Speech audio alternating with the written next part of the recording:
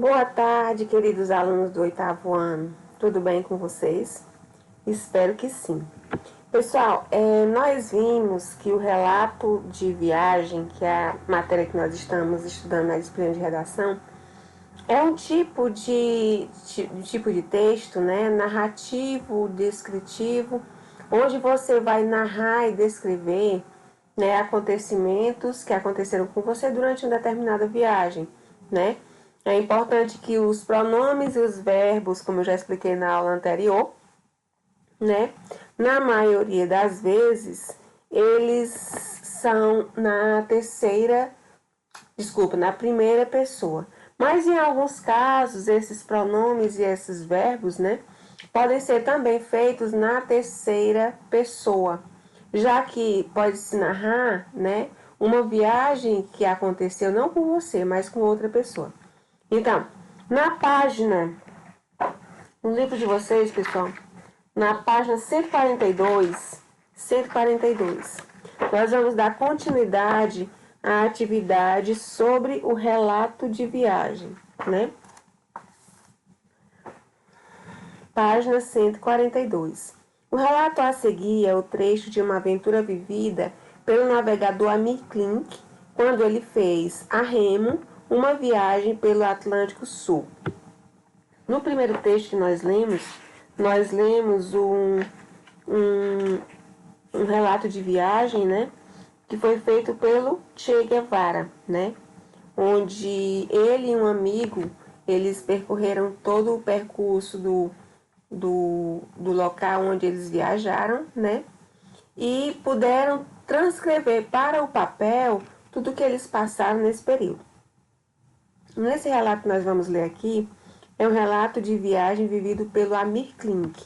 Eu não sei se vocês já viram no Fantástico em alguns domingos, né?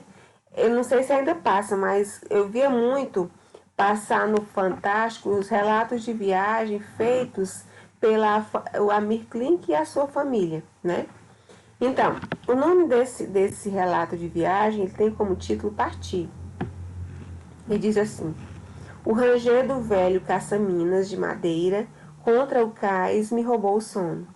O movimento de proas e mastros dos pesqueiros atracados lado a lado produzia uma estranha música de ruídos e estalos que hipnotizava os ouvidos. Embora uma fina névoa descansasse sobre as águas silenciosas do porto, e não houvesse um pingo de vento, o balançar dos barcos anunciava que fora da baía o mar estava agitado e as grandes ondas do sul tinham voltado. Impossível dormir nessa primeira noite a bordo, com a luzinha de cabine acesa e uma lanterna na mão. Procurava pôr ordem na infinidade de sacolas que ainda aguardavam o endereço certo no meu minúsculo compartimento de bagunças. Vesti mais uma blusa. Fazia frio. E soltando um pouco o cabo da âncora e as amarras que me ligavam ao barquinho do capitão do porto, encostei no cais principal a poucos metros apenas. Por entre as sombras dos vagões aí estacionados surgiram dois vultos. Ami. Eram Gutner e Marion, encapotados que vieram me acordar. Ami, o escritório da aduana está abrindo os papéis. Bom dia, respondi. E com o passaporte, diário e livros de bordo debaixo do braço, subi os degraus gelados da escadinha de ferro e fomos atrás da única luz acesa no porto. O oficial da imigração, especialmente arrancado da cama para a ocasião e com cara de quem não estava muito acostumado a madrugar, colou as estampilhas, carimbou e finalmente assinou os meus papéis. E assim, às 6 horas do dia 10 de junho de 1984, uma gelada manhã de domingo, eu estava oficialmente autorizado a deixar o porto de Luderitz, na Namíbia, antiga África do Sudoeste, com destino ao Brasil, remando. Tenso, andando em direção ao cais, senti que aqueles seriam os meus últimos passos em terra firme. O cheiro do porto no escuro, a areia quente sob os pés, os vagões enferrujados, o barulho de vozes humanas. Quando novamente? Não sabia e tampouco importava aquele momento. Estava nervoso, impaciente, desesperado para ir embora. A saída fora autorizada a partir de Dias Point. E para lá seria rebocado por um veleiro, o Stormvogel. Na ponta do cais já estavam todos esperando. Helena com as crianças, a querida Anne-Marie e os inesquecíveis amigos de Luderitz, com caras amassadas de sono e alguns olhos molhados.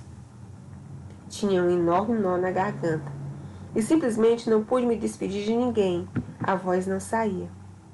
Aos poucos o cais foi diminuindo, fundindo-se com os contornos áridos das dunas que cercam a cidade. Passamos a última boia de indicação do porto, com sua luzinha vermelha e o eterno bater do sino que orienta os pesqueiros perdidos na neblina. O dia começou a nascer, envolto em uma neblina baixa que fazia as altas dunas do deserto parecerem nuvens sobre o horizonte. Focas e golfinhos surgiram brincando em torno do barco, e ao dobrar Dias Point, Halifax Island, onde vive uma simpática colônia de pinguins, o mar subitamente mudou. O vento forte e as ondas formadas anunciavam o limite das águas abrigadas da Baía de Luderitz. O oceano livre pela frente. Do poente farol apito junto à cruz de Dias, que nas noites de tempestade e nos dias de neblina, tão frequentes nessa estranha costa, orienta a entrada dos navios. Ouvi pela última vez a África. Uma série de longos e distantes apitos, a saudação da torre que aos poucos desaparecia, um continente que já não mais avistava, mas que ainda podia ouvir.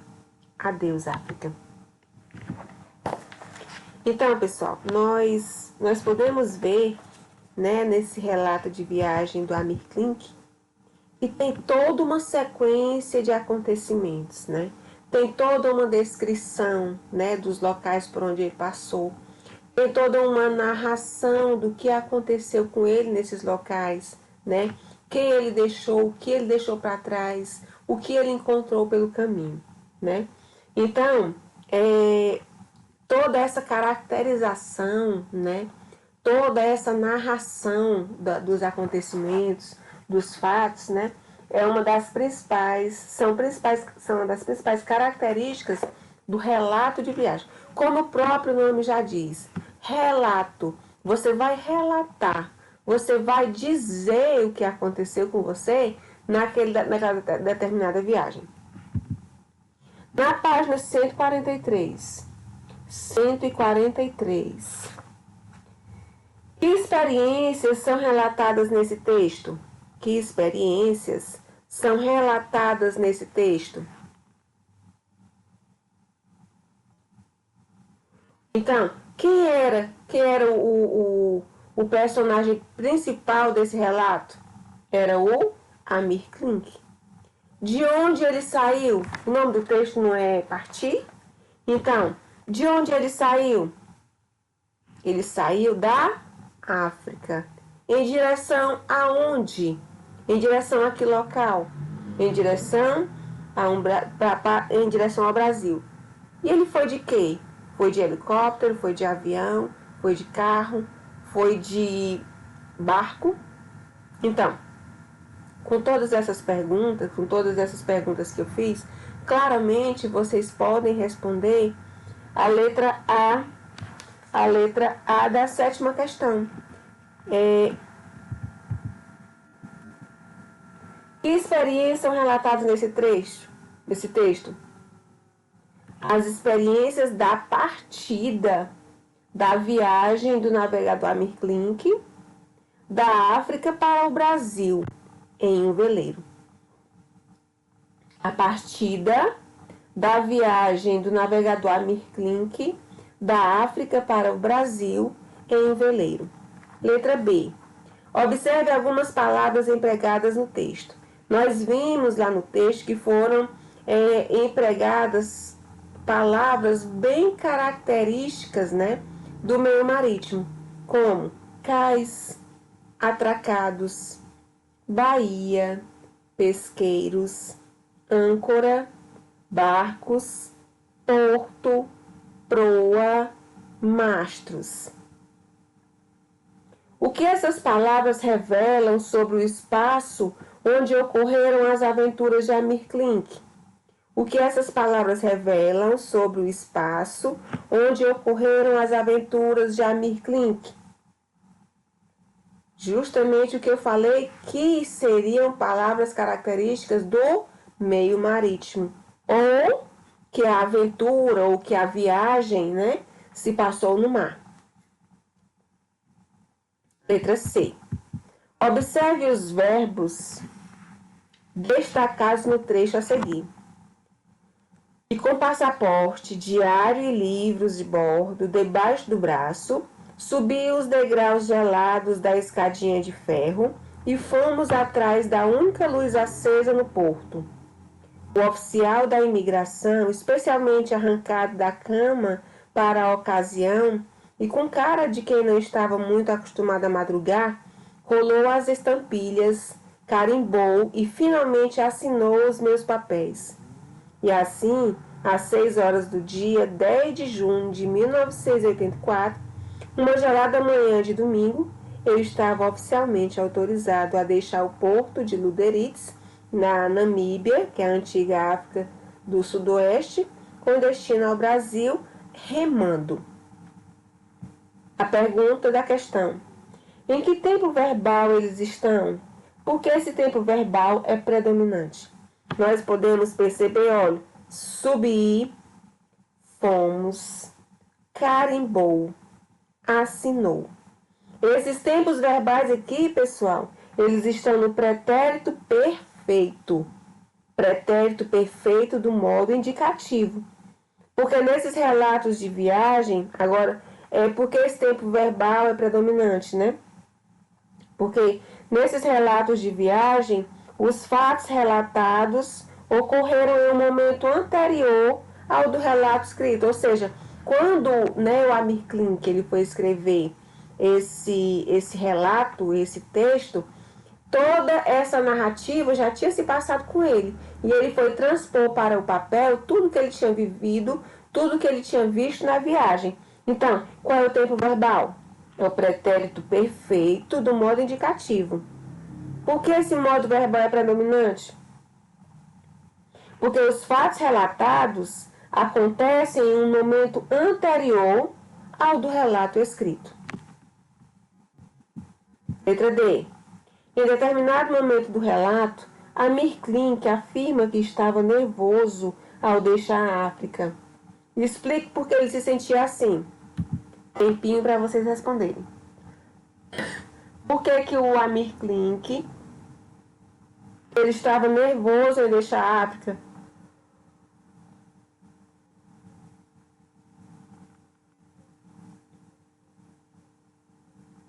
Olha, pessoal, ele iria começar uma aventura em alto mar, né? Ele não sabia o que esperar pela frente, o que iria lhe esperar pela frente. Então, ele iria começar a sua aventura em alto mar, cruzando o Atlântico com destino ao Brasil em um veleiro. Ele ia começar a sua aventura em alto mar, cruzando o Atlântico com destino ao Brasil em um veleiro. Resumindo o que a gente aprendeu até agora sobre o relato de viagem, né?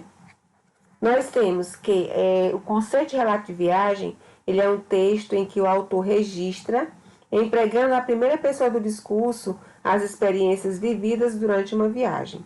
Normalmente são apresentadas descrições para caracterizar os lugares visitados e os episódios vivenciados, de maneira que o leitor possa formar uma imagem sobre o lugar e o modo como os fatos ocorreram.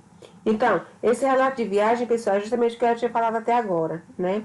É uma maneira de se registrar, né? Uma maneira de se escrever, mostrando as descrições e as narrações de tudo o que se passou durante tudo que se viveu, as experiências vividas, né, durante uma viagem.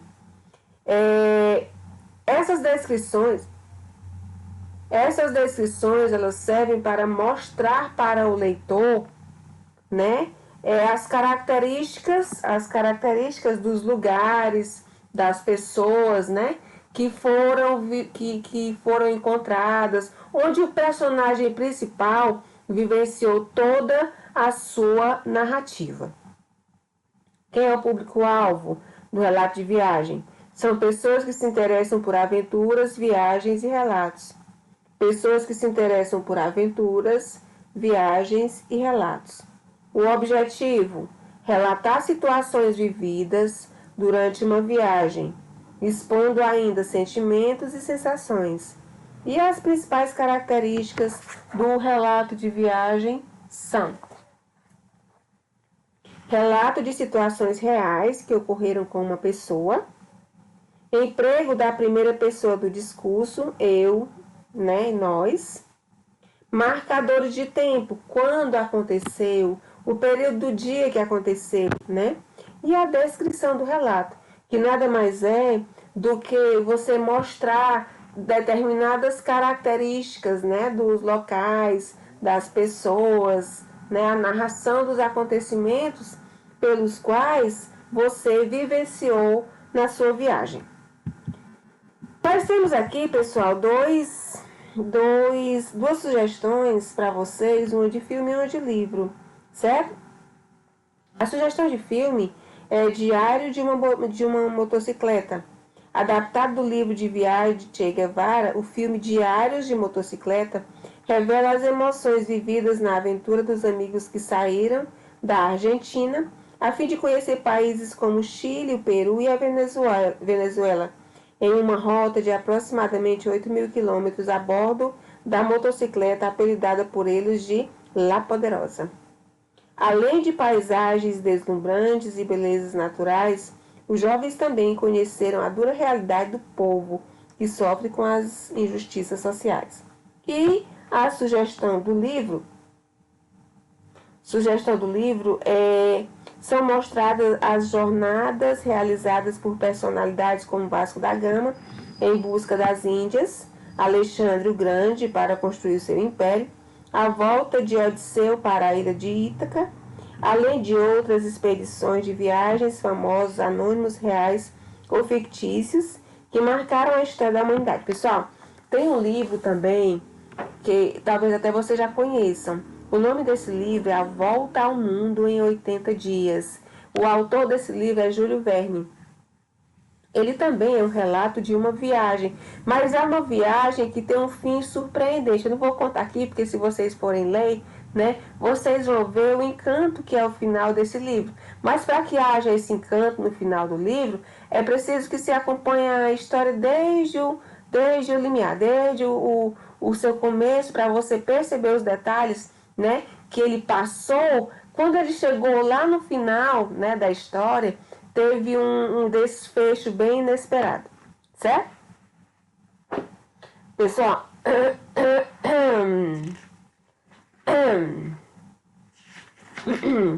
nós agora, pessoal, na página 145, nós vamos estudar um assunto que acho que vocês ainda não conhecem. Nós vamos estudar aqui as expressões idiomáticas, né? Ao longo do nosso estudo, nós vamos esclarecendo, né, o que são realmente essas expressões idiomáticas. No nosso dia a dia, nós costumamos utilizar expressões que não podem ser interpretadas de forma literal, ou seja, termos ou frases que assumem significados diferentes daquele que as palavras teriam isoladamente, visto que essas expressões assumem sentidos diferentes dependendo do contexto em que são empregadas. Essas expressões são chamadas expressões idiomáticas, ou seja, são aquelas expressões que eu uso muitas vezes no meu dia a dia, né, para expressar algo que muitas vezes, né, eu não poderia usar outra expressão, outra frase para caracterizar o meu pensamento do momento. Então, vamos só ver para vocês se situarem aqui, né, de alguns exemplos sobre as expressões idiomáticas. Primeira, releia a seguir trechos do relato de viagem de Che Guevara. Letra A. Começamos a voltar para o galpão ao pôr do sol e estava tudo escuro antes que chegássemos. Tivemos uma surpresa agradável quando descobrimos que Dom Pedro Olate, o vigia, estava nos preparando um churrasco. Comemos como leões. Percebam essa expressão. Comemos como leões. Só para não perder o hábito. Na letra B. Como sempre acontece em qualquer churrasco, havia carne demais para o número de convidados.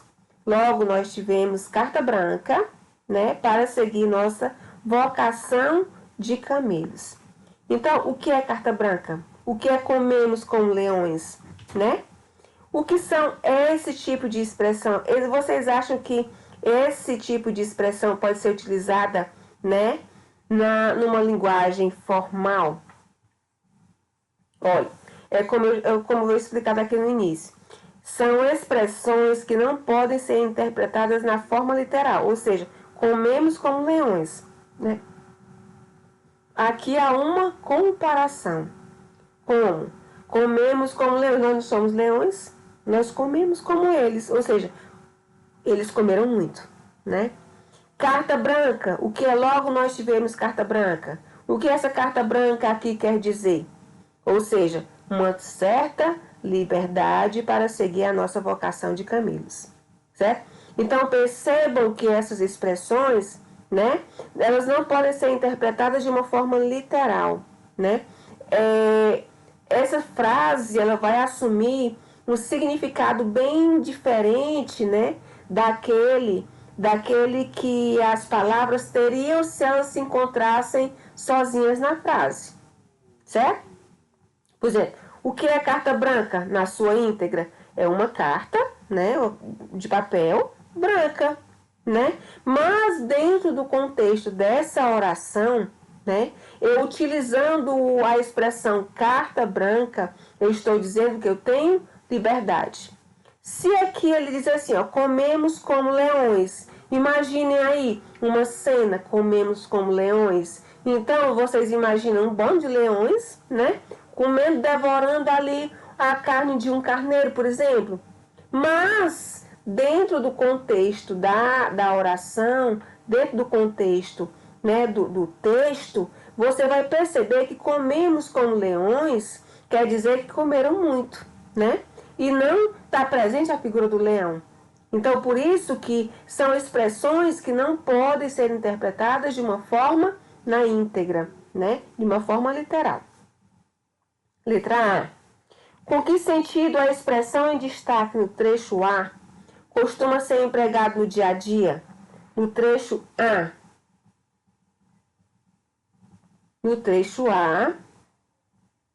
Com que sentido a expressão em destaque no trecho A costuma ser empregada no dia a dia? Quando ele diz, comemos como leões.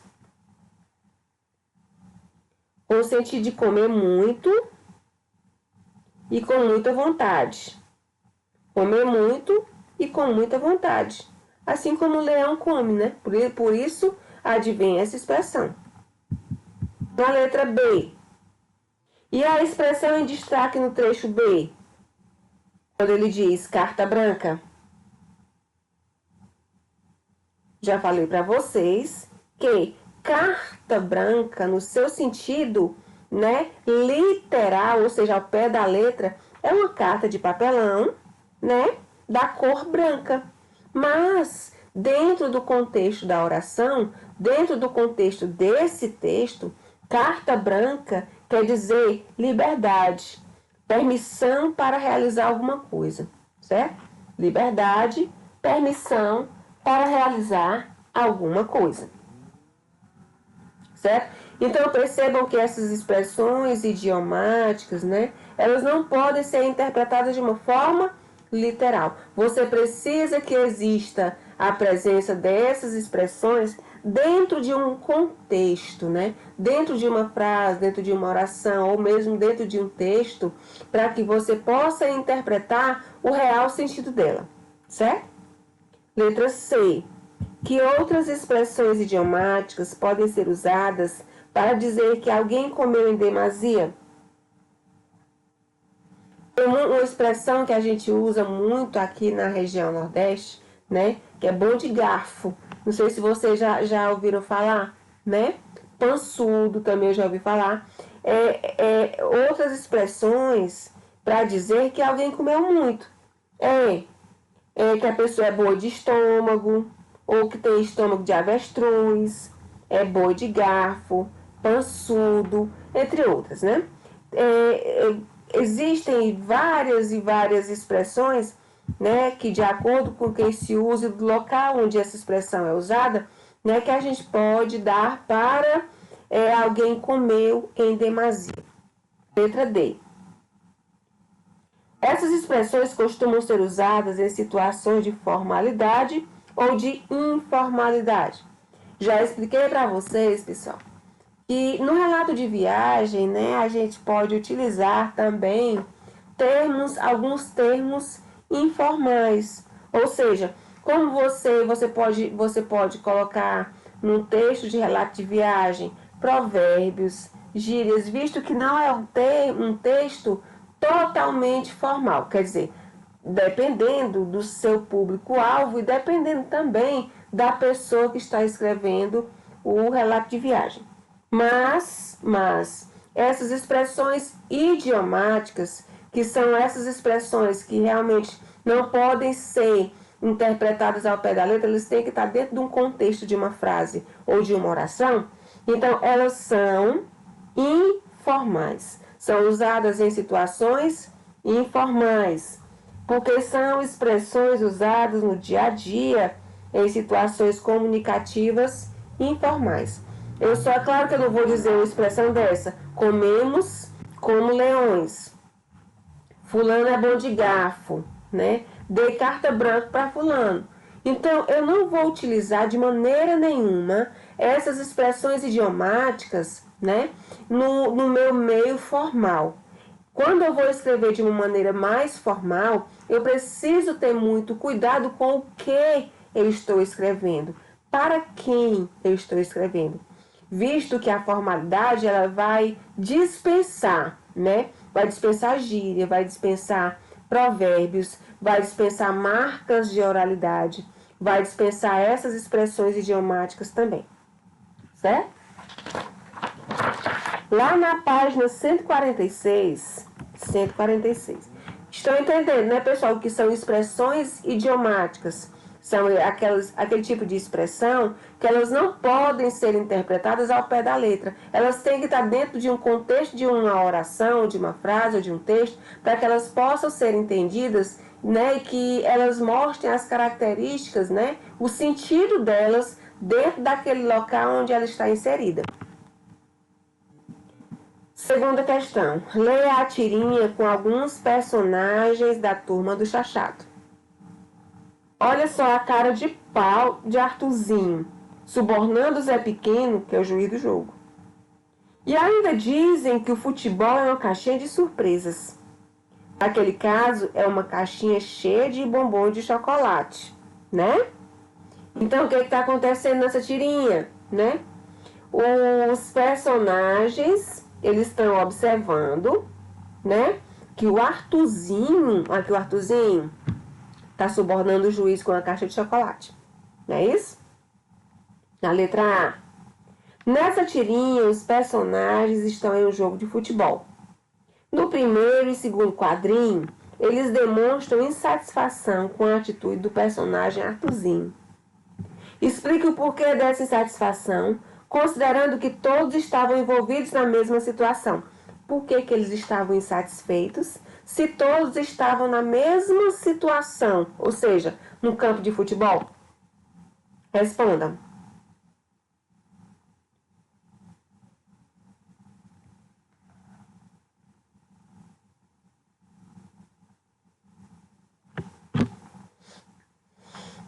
Nessa tirinha, os personagens estão em um jogo de futebol.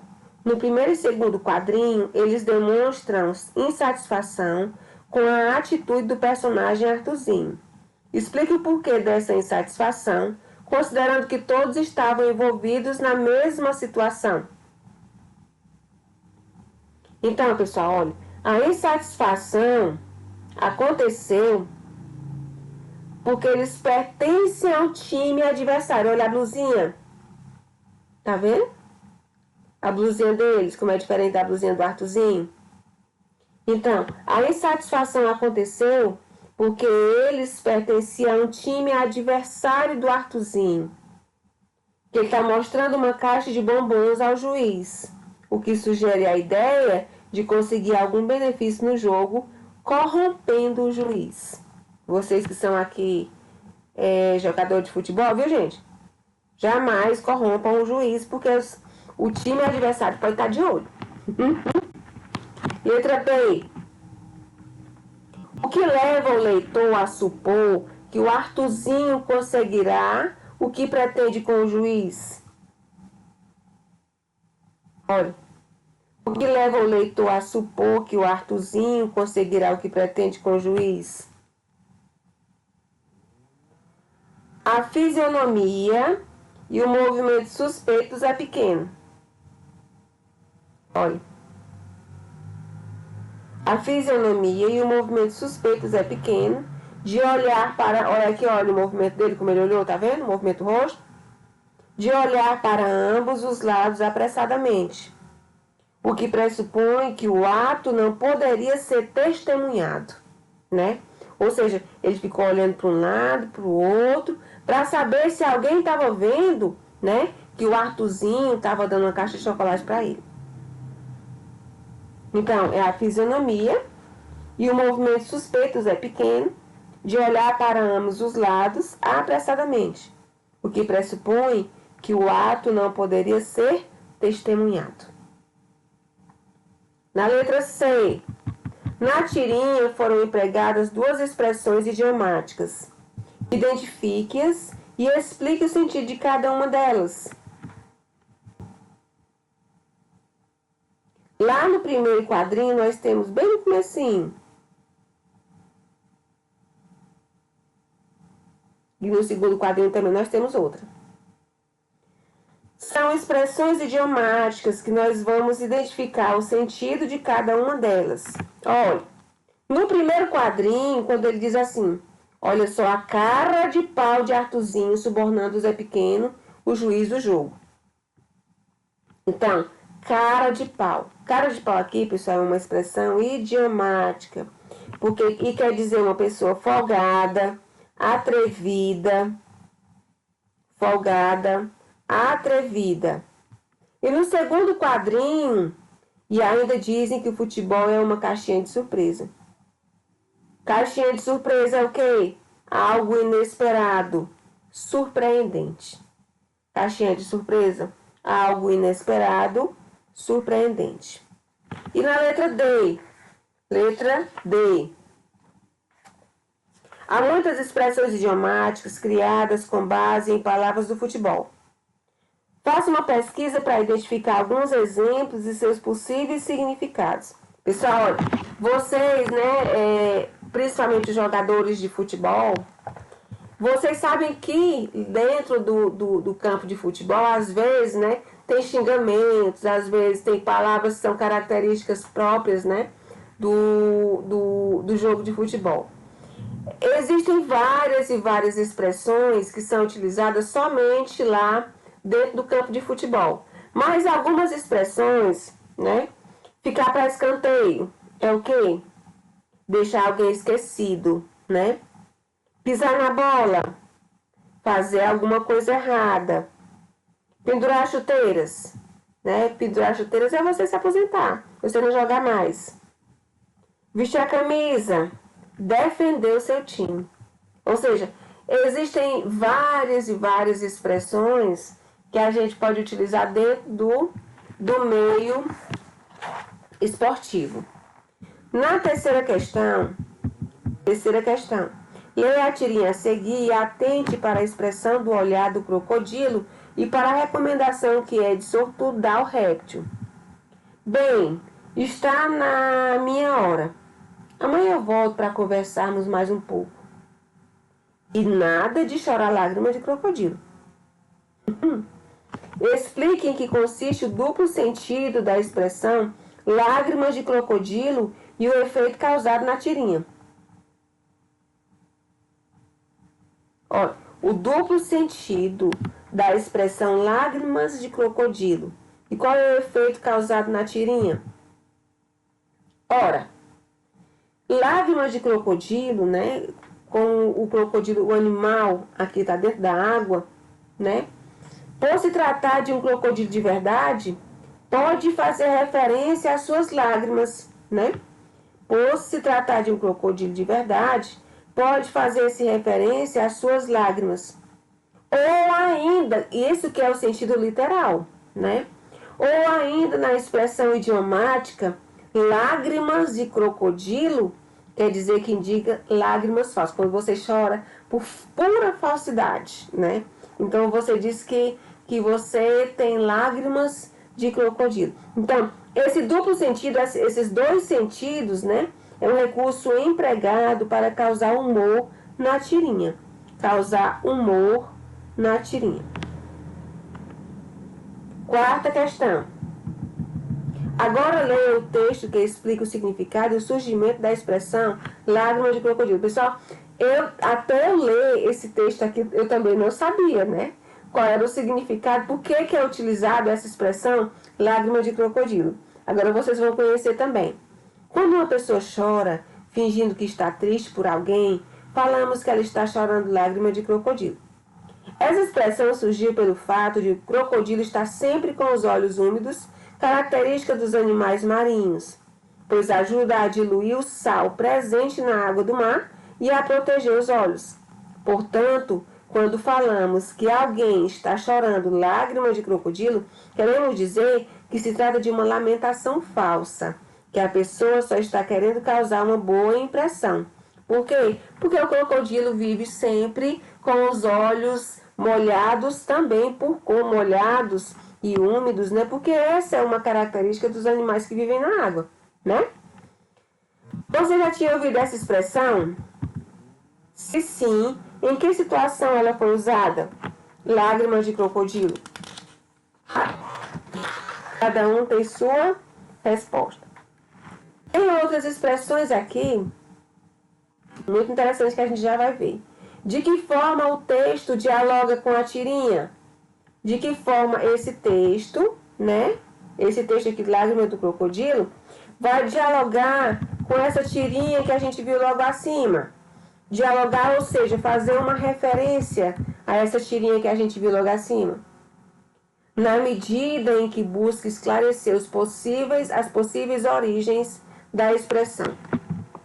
À medida que busca esclarecer as possíveis origens da expressão. Busca esclarecer as origens da expressão lágrimas de crocodilo. Letra C. Reescreva a fala do segundo quadrinho da tirinha, substituindo a expressão lágrima de crocodilo por uma expressão literal, que indica a ideia de falsidade. Literal, dicionarizada, ou seja, o sentido real, né? Do primeiro quadrinho. Bem, está na minha hora. Amanhã eu volto para conversarmos mais um pouco, né? E nada de chorar lágrimas de crocodilo. Então, eu poderia muito bem, né, dizer, e nada de chorar lágrimas fingidas, e nada de chorar, e nada de lágrimas de mentirinha, e nada de choro falso, entre outras coisas que a gente poderia... Eu estou citando esses 3 exemplos aqui, pessoal, porque me veio na cabeça agora, né? Mas, vocês poderiam com certeza utilizar outros sentidos. Esse sentido, para lágrimas de crocodilo, poderia ser nada de chorar lágrimas fingidas, nada de lágrimas de mentirinha, nada de choro falso, certo? Entre outras várias expressões que vocês poderiam utilizar. A quinta questão e última. Leia o texto a seguir, que explica o significado da expressão idiomática pensar na morte da bezerra. Vocês já viram essa expressão que diz assim, fulaninho pensando na morte da bezerra, né? Quando a pessoa está distante, com pensamento distante. Fulaninho bateu as botas, né? Então, todas essas são expressões idiomáticas. Quinta questão. Leia o texto a seguir que explica o significado da expressão idiomática pensar na morte da bezerra. Pensar na morte da bezerra, calma, ninguém morreu. Pensar na morte da bezerra não tem nada a ver com bezerra nenhuma. Quer dizer apenas que a pessoa não está prestando atenção no que está acontecendo. Está distraída, só isso, e pode nem perceber se tiver uma pulguinha danada querendo dar uma baita picada nela. Mas eu concordo que essa expressão é meio trágica. Tadinha da bezerra, hein? Que foi o sangue de barata que inventou isso, gente?